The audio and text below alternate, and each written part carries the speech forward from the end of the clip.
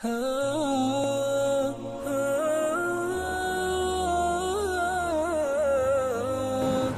dan kewajiban setelah menjadi suami istri, kita harus tahu bahwasanya masing-masing laki-laki dan perempuan punya hak dan kewajiban. Bapak-bapak di sini punya hak terhadap istri, dan itu Anda boleh tuntut kalau istri nggak lakukan. Ibu-ibu punya hak terhadap suaminya, dan boleh ibu tuntut secara hukum syar'i di pengadilan kalau tidak dikasih. Saya akan mulai dengan kewajiban suami yang merupakan haknya istri. Ini ibu-ibu bisa tuntut, bapak-bapak wajib jalankan. Yang pertama, perlakuan yang baik. Namanya muasyarah bil ma'ruf. Jadi dalam Islam itu tidak ada orang ditendang, dipukul kepalanya, ditampar wajahnya. Tidak ada dalam Islam itu. Tidak ada suami begini dalam Islam. Kalau wanita itu sampai pada tingkat nusyud itu betul-betul membangkang, nggak mau jalankan kewajiban agamanya, nggak mau ngurus anak, nggak mau layani biologis, nggak mau ngurus rumah, keluar aja terus kumpul sama teman-temannya, nusyud, maka pertama diingatkan, kau melanggar agama, nggak boleh, haram dalam agama ini. Nggak mau, dihajar. Hajar itu artinya diboikot, tidak digauli, pindah ranjang tidurnya. Sebagian ulama mengatakan pindah tempat, pindah kamar. Tidak mau juga boleh dipukul, tapi pukulannya kata para ulama ghairu mubarrah, pukulan yang tidak berbekas, pukulan yang tidak berbekas. Diberikan gambaran oleh para ulama yaitu dengan pukulan yang mengambil kayu siwak atau menggunakan jari telunjuk ditubuhkan ke tubuhnya, mengatakan kamu sudah salah. Itu saja. Kalau juga tidak mau lurus, maka pada saat itulah diceraikan. Pada saat itu diceraikan, ya. Jadi tidak boleh yang lain. Itu Allah sebutkan di dalam surah An-Nisa urutan 4 ayat 34. A'udzubillahi minasyaitonirrajim. Ar-rijalu qawwamuna 'alan nisa bima faddalallahu ba'dahum 'ala ba'd wa bima anfaqu min amwalihim fas-salihatu qanitatun hafizatun ghaibi bima hafidallah wallati takhafuna nusyuzahunna fa'iduhunna wahjuruhunna fil madhaji wadribuhun fa in ata'nakum fala tabghu 'alaihinna sabila innallaha kana 'aliyyan kabira. Ya. Kaum laki-laki itu adalah pemimpin bagi kaum wanita. Memang itu sudah konsep dasarnya. Laki-laki dari dua lawan jenis ini dijadikan pemimpin oleh Allah Subhanahu wa taala. Pemimpin berarti dia menaungi, melindungi, mendidik, ya, memberikan kebutuhan. Oleh karena Allah telah melebihkan sebagian laki-laki tersebut dengan kedudukan sebagai pemimpin dan atas harta yang dia wajib nafkahkan untuk istrinya. Suami bekerja, maka istri punya hak di harta itu untuk memutarkan roda kehidupan. Tidak sebaliknya, ya. Bapak-bapak tidak punya hak di harta istri. Istri dapat warisan, tidak boleh bapak bilang ini saya sudah naungin kamu 10 tahun sekarang bagi warisannya. Itu nggak boleh. Tidak ada hak kita laki-laki kepada harta istri kita, nggak ada sama sekali. Tapi hak istri kepada kita ada. Ya, uang yang kita dapatkan itu kita wajib memberikan untuk nafkah. Apa itu nafkah? Kebutuhan dasar. Kalau tidak dikasih maka tidak berjalan putaran kehidupan. Roda kehidupan tidak jalan. Tapi bukan juga semua gaji, enggak. Ibu-ibu harus tahu, nanti saya jelasin di masalah nafkah. Tidak ada kewajiban suami memberikan semua gaji. Yang ada adalah memenuhi kebutuhan nafkah. Hanya itu, kebutuhan dasar. Kalau tidak ada maka tidak bisa makan, tidak bisa minum, listrik, air, telepon, kebutuhan dasar, gitu kan. Kata Allah, laki-laki pemimpin bagi kaum wanita, oleh karena Allah melebihkan sebagian laki-laki sebagai kedudukan pemimpin dan juga karena mereka menafkahkan harta mereka. Kerja dikasih istrinya, gitu kan. Oleh karena itu, wanita-wanita yang baik, yang solehah ialah wanita-wanita yang bisa memelihara diri mereka, tahu nilainya itu, sebagaimana Allah menjaga mereka, memelihara mereka. Jadi wanita itu dalam Islam sebelum menikah wajib ayahnya menafkahinya sampai dia menikah. Kalau dia gadis tua tidak menikah, ayahnya tetap wajib berikan nafkah. Ayahnya mati, saudara laki-lakinya, gitu kan. Ayahnya ada saudara laki-laki tidak ada, pamannya wajib dinafkahi, dibiayai. Dia terlindungi wanita ini. Kalau sudah nikah, suaminya, orang laki-laki yang baru dia kenal, punya wajib menaungi dia. Kata Allah, oleh karena itu, wanita yang salihah, yang patuh sama Allah adalah wanita yang tahu kadar bagaimana Allah memelihara mereka di bawah naungan orang tuanya sebelum nikah, di bawah naungan suaminya kalau sudah menikah, ya. Kalau ada wanita yang kalian nikahi punya nusyul, pembangkangan, maka nasihatilah mereka dengan baik. Kalau mereka nolak, pisahkan mereka di tempat tidur, jangan digaulin. Kalau mereka nolak, maka pukullah mereka dengan pukulan yang tidak melukai, tidak menyakiti. Tadi saya kasih contoh dengan kayu siwak atau jari telunjuk dipukulkan ke tangannya, memberikan isyarat kalau dia sudah salah, gitu kan. Kalau nolak baru diceraikan. Kata Allah, tapi kalau mereka sudah mentaatimu, udah minta maaf, udah coba memperbaiki, maka janganlah kalian mencari-cari jalan untuk menyusahkan mereka. Sesungguhnya Allah Maha Tinggi lagi Maha Besar. Jadi dalam Islam tidak ada istilah dendam, ya. Jadi Bapak Ibu tolong dalam rumah tangga kalau mau bahagia, jangan selalu ungkit-ungkit yang sudah berlalu. Kalau pasangan sudah pernah salah, minta maaf, lupain, sudah buang di lautan, jangan disebut-sebut lagi. Itu jadi senjata syaitan. Dulu kamu pernah begini, dulu kamu pernah begini, itu dulu, selesai. Kalau kita mau ungkit semuanya terlalu banyak kesalahan, gitu kan. Jadi tidak boleh diungkit-ungkit itu. Rasulullah SAW bersabda dalam hadis riwayat Imam Ahmad, Tirmidzi dan Ibnu Hibban dengan sanad sahih, orang yang paling sempurna imannya di antara kalian adalah orang yang paling baik akhlaknya. Ini bagi laki-laki. Dan orang yang paling baik akhlaknya, orang yang paling lembut dan baik pada istrinya. Nah, jadi di sini kita disuruh berlemah lembut. Kata Nabi SAW dalam hadis yang lain, berbuat baiklah pada kaum wanita atau istri, karena wanita diciptakan dari tulang rusuk yang bengkok, dan yang paling bengkok dari tulang adalah bagian atasnya. Jika kau paksa meluruskan, maka kau akan mematahkannya, dan jika kalau kamu biarkan bengkok, maka dia akan bengkok terus. Maksudnya di sini tulang rusuk, kalau kita lihat ya, itu kan bagian atasnya miring, ya. Kata Nabi SAW, wanita diciptakan dari tulang rusuk, dan yang paling bengkok bagian atasnya, maksudnya akal fikirannya. Wanita suka berpikir pendek, gitu kan.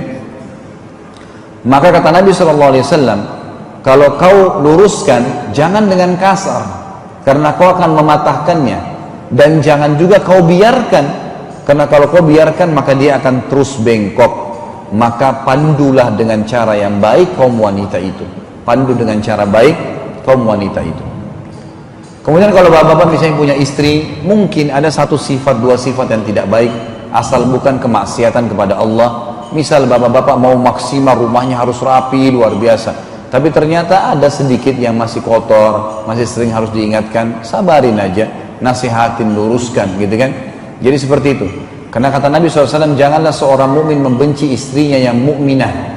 Bila ia membenci suatu sifat, maka ia bisa ridho dengan sifat yang lain. Juga Anas bin Malik berkata, pembantu Nabi SAW dalam hadis riwayat Muslim, saya menjadi pembantu di rumah Nabi selama 10 tahun. Belum pernah saya temukan Nabi selama 10 tahun itu berkata kasar, apalagi sampai memukul istri juga anak-anaknya, ya, juga pembantunya, juga pembantunya. Jadi Nabi SAW memerintahkan kita untuk berbuat baik.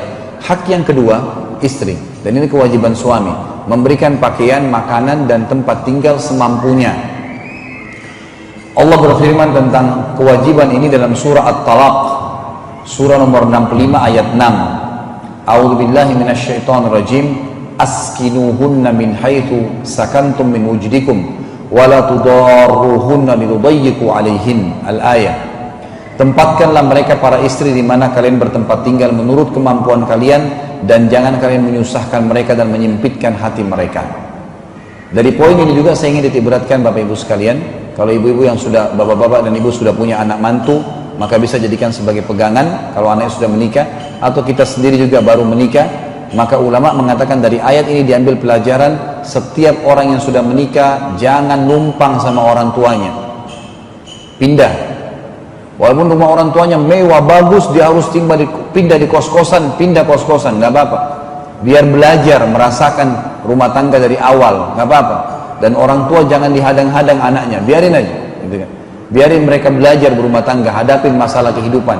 Karena memang pasti kalau banyak terjadi anak mantu perempuan ribut sama mertua perempuannya, karena memang satu rumah. Si mertua mau nata bunga seperti ini bentuknya, hari ini mau masak yang ini, si anak mantu pengen hubungannya bermain, mertuanya mau warna kuning, mantunya mau warna merah, gitu kan. Mertuanya mau bunga ros, yang ini mau bunga melati, nggak bisa. Yang ini mau masak sayur asam, yang ini mau masak sayur kacang hijau, dan seterusnya. banyak macam masalah. Jadi harus rumah sendiri, nggak bisa. Ya. Satu sisi itu, sisi yang lain juga harus si istri paham. Kalau suaminya pun mengajak dia tinggal sama-sama, dia harus bisa pindah. Jangan dia ngotot, enggak deh di rumah orang tua saya aja ada AC, rumahnya bagus, mobil semua lengkap. Nggak bisa, sudah saatnya pindah. Sudah saatnya pindah, memang saatnya belajar gitu. Itu yang Allah maksudkan di sini. Begitu pula juga dengan laki-laki, punya kemampuan walaupun cuma kontrak, jangan paksakan tinggal di rumah orang tua. Mungkin sebulan pertama, awal menikah mungkin, tapi setelah itu jangan dipaksakan. Biarkan istri kita berkembang, membuat sendiri kreasinya di rumah itu. Rasulullah SAW bersabda dalam hadis yang sahih riwayat Bukhari, jagalah para istri kalian, sungguhnya kalian punya hak atas istri kalian dan mereka punya hak atas kalian. Hak mereka ialah kalian memberikan terbaik dari pakaian, makanan dan juga minuman buat mereka. Sementara hak kalian dari mereka, mereka sudah disiapkan tempat tinggal, makanan, minum di rumah sudah dinaungin. Mereka tidak boleh memasukkan siapapun di rumah kecuali dengan sepengetahuan kalian, dan mereka tidak boleh berkhianat, memasukkan sembarangan orang yang akhirnya mereka berselingkuh. Itu yang dimaksud. Juga sabda Nabi SAW, bertakwalah pada Allah di wanita, di istri kalian, sebab mereka tanda kutip tawanan di tangan kalian yang kalian nikahi dengan amanah dari Allah, dan terhalalkan bagi kalian kemaluan mereka dengan kalimat Allah. Mereka punya hak atas kalian untuk diberikan pakaian dan nafkah secara ma'ruf. Jadi ini pakaian, rumah, makanan ya. Ini secara umum sebenarnya masuk ke dalam masalah nafkah ya. Dan nafkah ini yang dikeluarkan oleh suami buat istri anaknya adalah pahalanya sangat besar. Ini pahala sedekah yang paling besar. Kata Nabi SAW, dinar yang engkau infakkan di jalan Allah, perang, dinar yang engkau infakkan pembebasan budak, dinar yang engkau berikan kepada fakir miskin, dinar yang engkau berikan kepada keluargamu, istri dan anakmu, jauh lebih besar pahalanya. Di sini masalah nafkah, tapi ibu-ibu tolong garis bawahi ya, jangan ditunggangin dalil ini mengatakan kalau gitu daripada kau bantu orang miskin kasih saya saja, padahal dia sudah dikasih nafkahnya.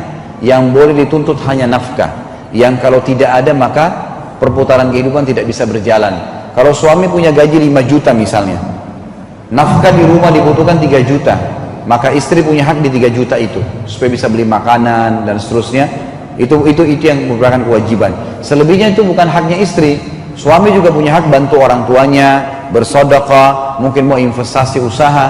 Memang sudah begitu batas yang Allah kasih. Dan ibu-ibu lebih banyak dapat tuh, karena uang hasil punyanya ibu sendiri. Suami nggak punya hak 1 rupiah pun. Kalau ibu masih punya hak dari suami yang nafkah. Jadi ini memang peraturan agama kita. Nabi SAW juga mengingatkan kepada para suami agar jangan juga lupa, artinya kalau dia bersedekah buat keluarganya, dia juga sedekah buat dirinya sendiri. Ada orang subhanallah istrinya pakai baju yang bagus, pakai kendaraan bagus, dia sendiri berantakan penampilannya. Ini nggak boleh. Allah Subhanahu Wa Taala melarang kita tidak memperlihatkan nikmatnya. Kata Nabi SAW, mulailah bersedekah dengan dirimu sendiri dulu, lalu keluargamu, istri anakmu. Bila ada lebih, maka sedekahkan pada kerabatmu. Bila ada lebih, sedekahkanlah secara umum. Ada sebuah hukum syar'i di sini terjadi pada Hindun, istri Abu Sufyan. Dua-duanya pada saat setelah masuk Islam di pembebasan kota Mekah, sempat Hindun datang kepada Nabi SAW dan berkata, ya Rasulullah, Abu Sufyan orang yang syahih. Syahih itu pelitnya luar biasa, super. Dia nggak mau tahu, nggak pernah kasih kebutuhan saya, gitu kan? Jadi dia kalau pulang ke rumah mau tahu sudah ada makanan, tidak mau tahu dari mana. Apakah boleh ya Rasulullah saya mengambil hartanya sesuai dengan kebutuhan saya? Karena dia tidak pernah kasih. Kata Nabi SAW kepada Hindun, ambillah yang merupakan hakmu saja. Misal tadi 5 juta gaji suami, 3 juta dia punya hak, nggak dikasih sama suaminya. Boleh dia ambil sampai batas 3 juta untuk kebutuhan rumahnya, untuk kebutuhan nafkah ya. Bukan dipakai foya-foya juga, enggak. Bukan dipakai beli baju 3 juta langsung. Tapi ini enggak, ini memang untuk kebutuhan kehidupan. Memang begitu. Boleh diambil, ambillah dari harta secara ma'ruf, kata Nabi, yang dapat mencukupi 2 keluargamu dan jangan kamu lebihkan. Karena kalau lebih maka menjadi haram. Selanjutnya yang ketiga adalah hak istri, kewajiban suami, perlindungan, pendidikan dan tuntunan yang berhubungan dengan kewajibannya. Banyak bapak-bapak mau istrinya menjadi seperti apa yang dia inginkan. Misal suka pakai baju warna merah misalnya, atau suka kalau pakai baju tidur tertentu, atau suka kalau rumah itu ditata seperti ini, atau suka dengan makanan tertentu. Dia belum pernah membahasakan pada istrinya, lalu dia tiba-tiba tersinggung kalau istrinya nggak jalankan. Nggak bisa, harus dipandu, jelaskan, saya suka begini, saya suka begini, saya suka begini, gitu kan. Satu hal yang saya sering berbagi dalam seminar kalau saya bahas buku yang saya tulis ini, saya kalau di rumah, Bapak Ibu sekalian punya pengalaman pribadi, saya bilang sama istri saya kasih duit dia, ini duit, kamu bisa beli baju yang kamu suka, apa saja, untuk kamu pakai, untuk saya pakai, untuk saya pakai, yang kamu suka. Misalnya kamu suka laki-laki, dia laki pakai baju warna hitam, kamu beli warna hitam. Kamu suka baju apa saja beli, untuk saya pakai di hadapan kamu saja. Saya juga pribadi memberikan baju istri saya apa yang saya suka, gitu. Saya beli sendiri baju tidur yang saya suka, warnanya, ya. Bahkan sampai pada tingkat, mohon maaf, saya bukan otoriter ya, tapi saya juga lakukan hal yang sama. Istri saya juga boleh lakukan. Bau minyak wangi saya yang dia suka, maka saya suruh dia pilih yang mana kamu suka, saya akan pakai. Bau minyak wangi yang saya suka, saya suruh dia pakai dan saya belikan, gitu kan. Sehingga memang dalam masalah nanti ini akan rentetannya masuk ke masalah bahasan biologis, itu akan maksimal. Kita akan, apa yang kita harapkan dari pasangan kita dapatkan dan menutup pintu-pintu syaitan. Jadi perlu menuntun pasangan apa yang kita inginkan, gitu kan, dengan cara-cara yang baik, terutama berhubungan dengan masalah kewajiban dia dan juga urusan ibadahnya. Harus, gitu kan, harus di sini. Allah mengatakan dalam surat Tahrim masalah kewajiban ini. Tahrim ini surah nomor 66 ayat 6. A'udzubillahi minasyaitonirrajim. Hai orang, kurang lebih artinya ya, hai orang-orang yang beriman, selamatkan dirimu dan keluargamu dari api neraka yang bahan bakarnya dari manusia dan batu, penjaganya malaikat-malaikat yang kasar keras, tidak pernah bermaksiat kepada Allah dan selalu mengerjakan apa yang Allah titahkan. Itu konsep dasarnya. Ayatnya, ya alladzina amanu qu anfusakum wa ahlikum nara wa quduhan nasu wal hijara 'alaiha malaikatun ghiladun syidad la ya'sunallaha ma amara wa yaf'aluna ma yu'marun. Jadi kata Allah SWT di sini, hai orang beriman, selamatkan dirimu dan keluargamu dari api neraka. Kata para ulama ini berarti panduan, tuntunan, ya, tuntunan yang harus dikerjakan. Bagi laki-laki yang membengkalikan kewajiban nafkahnya, tidak memenuhi kebutuhan istrinya tadi, maka akan menjadi hukuman yang berat bagi dia. Kata Nabi SAW dalam hadits riwayat Muslim, cukuplah ganjaran yang berat pada hari kiamat bagi seorang suami yang memberikan kewajibannya. Yang keempat adalah kebutuhan biologis, memenuhi kebutuhan biologis istri, gitu kan. Jadi ini juga penting sekali untuk dipenuhi, ya, dipenuhi. Nabi SAW menjadikan salah satu kewajiban istri adalah menggauli istri itu sendiri. Dan di sini kata para ulama, syaitan seringkali membuat si suami jenuh dan bosan, maka dua belah pihak harus saling bantu-membantu. Si istri menggunakan pakaian yang suaminya suka, wangi-wangian, mengatur makanan yang cocok dan seterusnya, sehingga suaminya datang mendekati dia. Karena dalam ilmu medis pun tentu semua sudah tahu, si laki-laki mudah terangsang, si perempuan butuh rangsangan. Maka sudah menjadi sunnatullah, si perempuan disuruh dandan oleh Allah, cantik, wangi segala, dan menggoda suaminya supaya suaminya datang merangsang dia. Dia kalau terangsang maka terjadi biologis yang maksimal. Sementara suaminya kalaupun tidak seperti ini maka tidak masalah bagi dia, karena suami bisa cepat terangsang dengan otomatis, tidak butuh secara khusus seperti perempuan misalnya. Maka itu sunnatullah, ya, itu sunnatullah yang harus dijalani. Ada seorang sahabat namanya Abu Darda. Abu Darda ini sibuk ibadah, nggak pernah perhatikan istrinya, sampai istrinya berantakan, rambutnya kotor, bajunya berantakan. Salman Al-Farisi, sahabatnya Abu Darda, lewat depan pintu lagi ngetuk-ngetuk, terbuka pintu sedikit, lewat Ummu Darda terlintas. Dia lihat sepintas gitu kan, loh kok kenapa berantakan begini? Kata Salman dari belakang pintu, wahai Ummu Darda, kenapa kau begini? Maksudnya kenapa kamu tidak urus dirimu? Kenapa kamu berantakan seperti orang yang tidak ngerawat sama sekali gitu? Kata Ummu Darda dari belakang pintu, dari dalam, tidak ketemu ya. Dia mengatakan, temanmu, sahabatmu Abu Darda sudah nggak butuh sama saya. Setiap hari puasa. Setiap hari, waktu itu belum ada syariat dilarangan puasa setiap hari. Sekarang kan maksimal puasa Daud, sehari puasa sehari tidak. Waktu itu masih boleh orang puasa setiap hari. Abu Darda ini setiap hari puasa. Dan kalau malam masuk rumah ganti baju, sholat sampai subuh. Begitu terus, gitu kan. Jadi untuk apa saya dandan? Dia kayak nggak butuh sama saya. Maka kata Salman, mana suamimu? Di masjid, kata Abu Darda, lagi sama Nabi. Waktu itu menjelang maghrib, Salman pun ke masjid lalu berkata kepada Abu Darda, habis isya saya mau jadi tamu di rumahmu. Dia bilang, baiklah, silahkan. Maka jadi tamu di rumahnya nginap, gitu kan. Salman ini mau menasihatin Abu Darda tapi dengan praktek lapangan. Begitu tiba di rumah, sudah makan malam sama-sama, kemudian awal malam setelah selesai ngobrol-ngobrol, Abu Darda bilang, sebentar saya mau ganti baju. Dia masuk dalam, diganti baju, Salman tunggu di ruang tamu. Habis ganti baju betul keluar, mau sholat. Kata Salman, kau mau ngapain? Dia bilang, saya mau sholat malam. Kata Salman, tidak boleh, kau harus kasih hak istrimu dulu. Masuk. Dia masuk ke dalam kamarnya karena malu sama temannya. Itu kurang lebih habis isya ya. Kalau kita sekarang jam 9, jam 10 malam, itu udah keluar mau sholat malam sampai subuh. Disuruh masuk ke dalam kamar. Awal malam, pertengahan malam, kurang lebih jam 12 malam, jam 1, dia udah keluar lagi.